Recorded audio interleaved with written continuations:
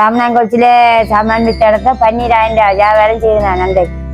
எனக்கு சரியான ஒரு சந்தோஷம் என்ன சொன்னா, நான் எந்த முதல் போட்டேன், எந்த காசு ஒரு வரைக்கும் கடனும் இல்லை, இதுவும் இல்லை. யாழ்ப்பாணத்துல நடைபெற்ற உணவு திருவிழாவில் பங்கேற்ற ஜெனிதா தன்னுடைய கைகள் இயங்குறதுல சிக்கல் இருந்தாலும் தனி ஒரு பெண்ணாக அவருடைய அடையாளத்தை உருவாக்கி இருக்கிறார். அதுல ஈர்க்கப்பட்டு அவரை தேடி போயிருந்தோம்.